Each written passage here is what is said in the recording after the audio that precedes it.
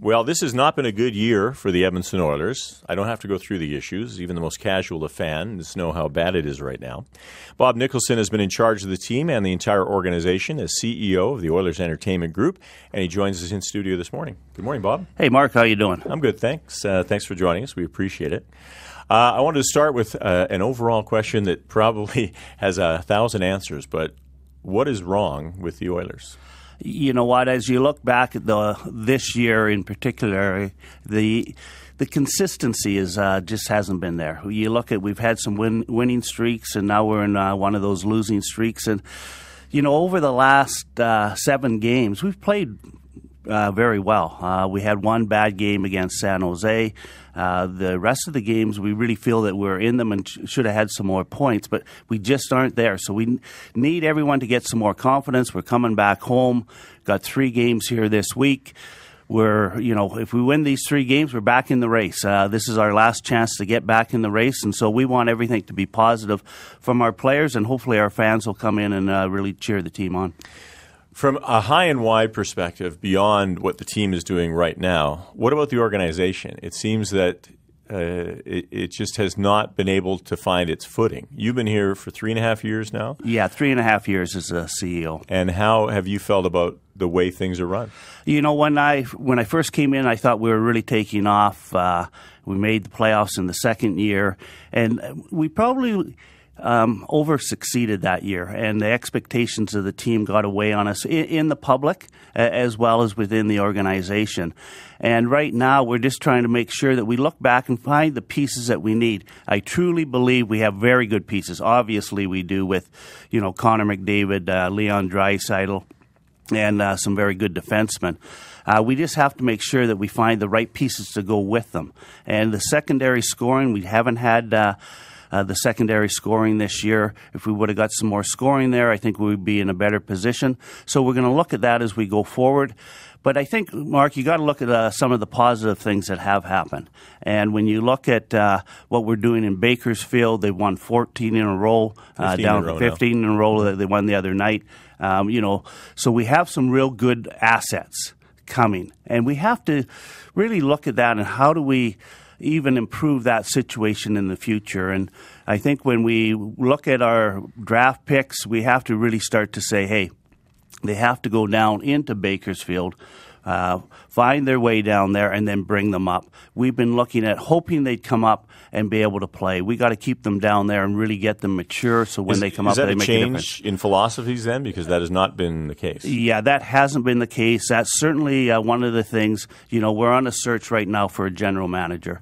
And that search has been going on for about 3 weeks. And that's going to be one of the key points that we're going to talk about is, what is the philosophy that you do with drafting? How do you draft? What do you do with your draft picks? And how do you develop your players? Now, you, as the CEO, you hired a new general manager in Peter Chiarelli and a new coach. You both have been fired this year. How much responsibility do you take for the plight of the team? There's no question. It's my responsibility to hire the general manager, and that general manager hired the coach. So, I have to take a lot of that responsibility in the person that hired Peter Chiarelli. When we hired Peter Chiarelli and Todd McClellan, we thought we were getting a top general manager and a top coach. It didn't work out in this situation. We're going to go back, this time we're going to interview a lot of people. Did you think was it a rush to judgment to hire Peter? He came available. He was a Stanley Cup winning general manager. Yeah, you know what? At that time, no. And even when I look back now, Peter Chiarelli, I worked with him in the Olympics in 2014. I was hired as the CEO. A week later, we hired Peter. But you got to think that was a mistake, though, when you look at his record and what he did.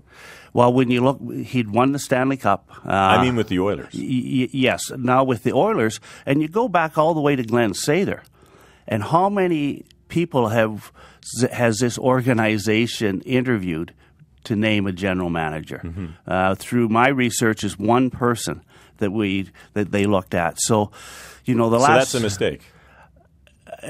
Obviously, it's a mistake as I sit here today. And so when you look at that, the one thing that we can do is we can go out.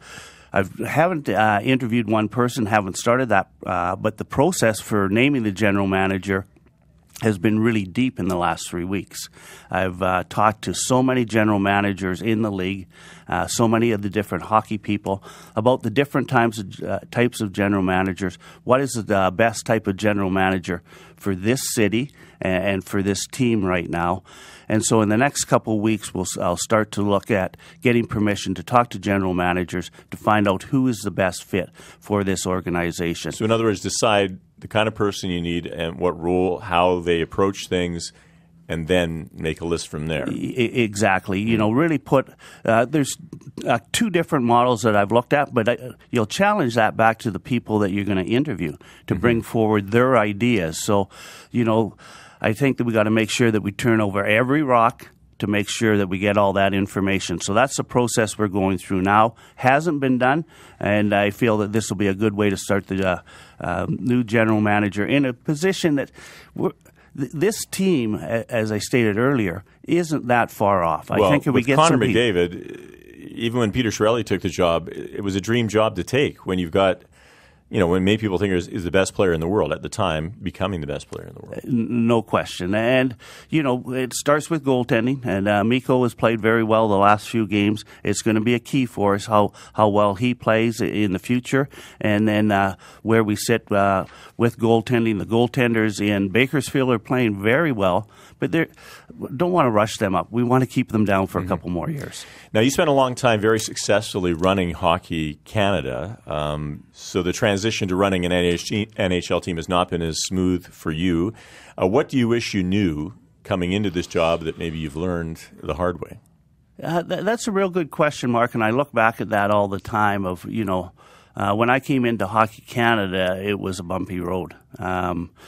You know, I came in, there was Canadian Amateur Hockey, Hockey Canada. They both were bankrupt. We had to get that back on store. First year I took the World Juniors, we came 7th, and we won 5 in a row. So there was learning in all of that. I think the key here is how much pressure there is day to day in the National Hockey League. You know, the league starts in October and goes through till April. With Hockey Canada, you have the Olympic Games, they're a 3-week window, and it's, you know, high pressure for 21 days, but then it's over and you rebuild again. You rebuild for the Women's Worlds or Men's Worlds, but this is constant, and so you really have to stay focused on all the various parts of the organization. Now, NHL observers outside of Edmonton often talk about the Oilers wasting the career of Connor McDavid, and I've heard people in Edmonton saying the same thing in the city as well lately. At what point does Connor McDavid get tired of this? You know what? Connor McDavid is a great player on the ice. Connor McDavid is a great leader and only getting better every day. We hopefully the experience that he's gotten here off the ice as much as on the ice is going to make him a better player. And we have to make sure that, you know, he stays positive, which he is. It's unbelievable how positive he is in this situation. And it's our responsibility to get him players so that he can be successful in this city. What kind of feedback are you getting from Oiler fans? Right now, disappointment. They're upset. And they're that because of this year, but it's really because of what's happened since 2006. We're wearing a lot of that, and you know we have to make sure that we give them a plan, which will start with a new general manager going forward, and how we deal with our assets, how we deal with our development, so that we can have this team not in the playoffs once, but consistently. And it's tough in this National Hockey League today. Now, I see a lot of empty seats when I go to games. Are games still sold out, or is the run of sellouts ended? I mean, is that a fiction? Yeah, the games are sold out. There's some people not coming, you know, and that's certainly a concern going forward here of, you know, we have to make sure that we keep a strong fan base. We have so many exciting things in the city, you know, the ice district's coming, everything around that. But it's about the team performance, and we have to get that better for next year.